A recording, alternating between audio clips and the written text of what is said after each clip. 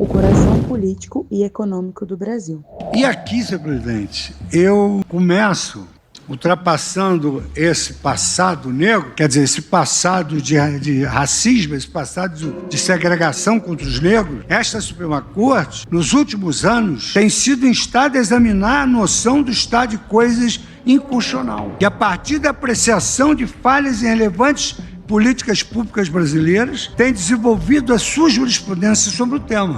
E aqui, senhor presidente, eu começo ultrapassando esse passado negro. Dizer que não há esse racismo histórico é negar a realidade. É só verificar órgãos públicos e universidades, mesmo com as cotas, pretos e pardos não têm a chance de alcançar cargos estratégicos. E isso é uma fala do Luiz Fux, nosso ministro do STF. Então a gente consegue perceber que ele reconhece o termo inadequado e termos como passado de segregação contra negros, passado de racismo, racismo histórico surgem durante esse seu voto. Fux chama de racismo histórico enquanto a categoria analítica de ação de decumprimento de preceito fundamenta 973 é a herança de desigualdades geradas por séculos de discriminação e escravidão. É sobre como o passado moldou o presente. Com relação a esse gráfico, por exemplo, o peso histórico carregado pela população negra é resultado de séculos de discriminação, escravidão e exclusão social. Os interesses econômicos dos grandes proprietários de terra, aliados à conveniência política, sustentaram esse sistema por muito tempo. A análise desse gráfico, por exemplo, ela é relativa à desembarcação de pessoas escravizadas e mostra que a proibição do tráfico de africanos, estabelecida pela Lei Feijó em 1831, não significou o fim imediato da escravidão. Ao contrário, ela funcionou como um sinal para que os proprietários ampliassem o estoque de mão de obra, revelando a ausência de uma mudança ética social. Trata-se, portanto, de um exemplo claro de como a escravidão constitui a base da economia brasileira, concentrando o poder econômico nas mãos dos grandes latifundiários, que moldaram profundamente a política nacional.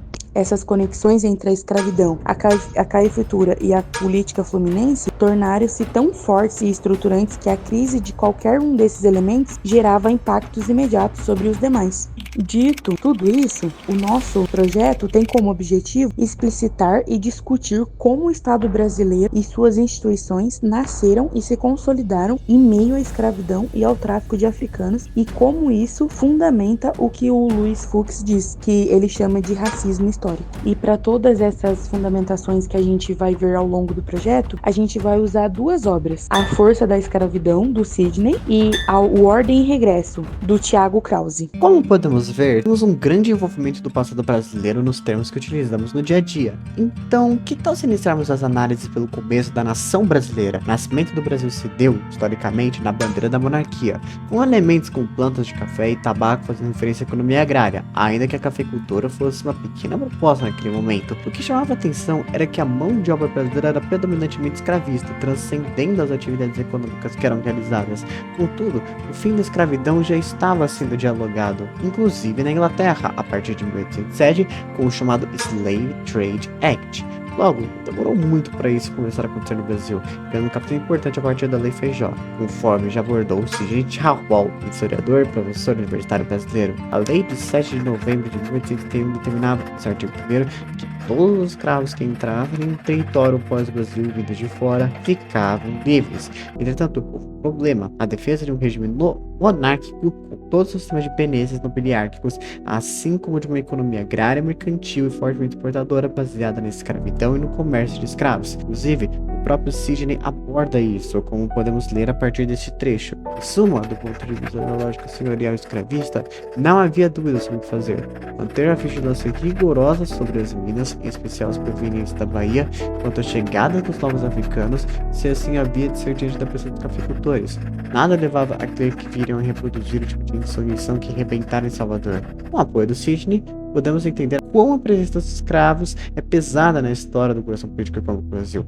De modo por viver sutil e desumano e brutal, observamos os reflexos das antigas posturas das elites brasileiras nitidamente no século XXI. Essa escravidão, na raiz do Império Brasileiro, foi proibida. Esta é parte da Lei Feijó, em que a regência proíbe o tráfico. Declara livres todos os escravos vindos de fora do Império e impõe penas aos importadores dos mesmos escravos. Artigo 1º. Todos os escravos que entrarem no território ou portos do Brasil, vindos de fora, ficam livres. Entretanto, essa lei demonstrou dinâmicas importantes de serem destacadas. Antes da efetivação da lei, houve uma explosão no tráfico, atingindo um pico histórico até aquele momento. A implementação da lei estimulou os traficantes e principalmente cafeicultores fluminenses e paulistas a anteciparem e estocarem mercadorias.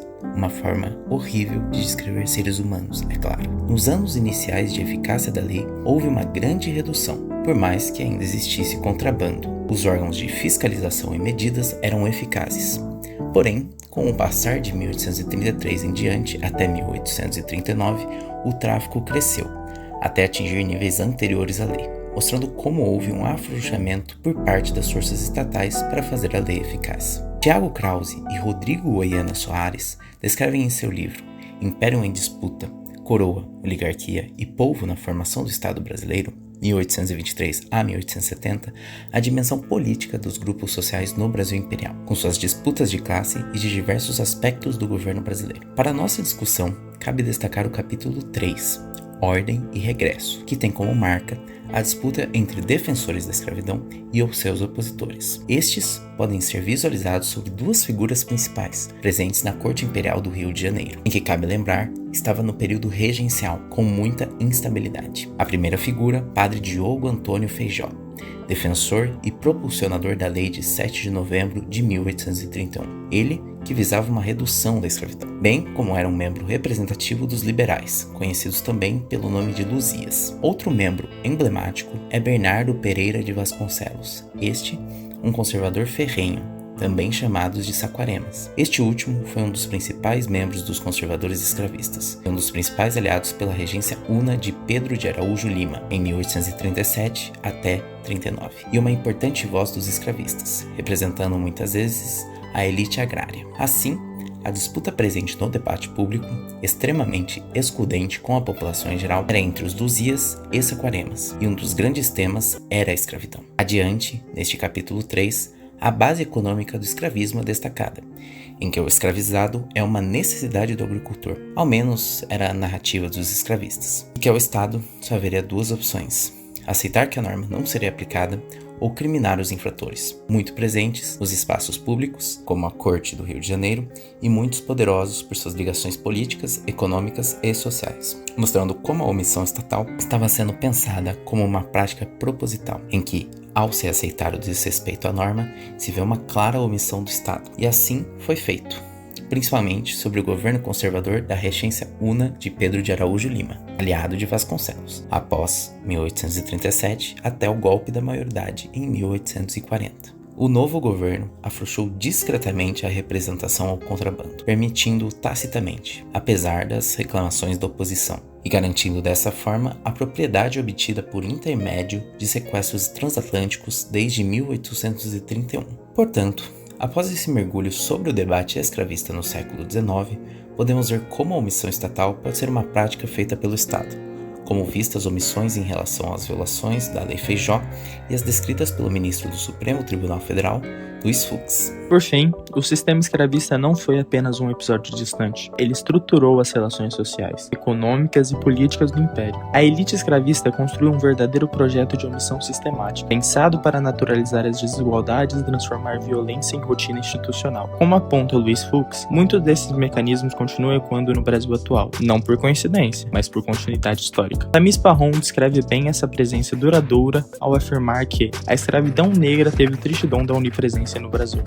Um século após a independência, em 1772, e apenas 20 anos depois do fim do tráfico negreiro, o país ainda exibia pessoas escravizadas por toda parte. Isso revela que a escravidão não apenas durou, mas ela se incrustou nas estruturas. Reconhecer esse passado não é sobre culpa, mas sobre clareza. Muitas das desigualdades que enfrentamos hoje não surgiram do nada.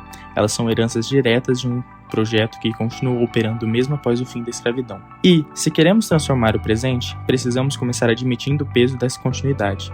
Só assim abriremos espaço para construir um futuro que rompa com essas raízes.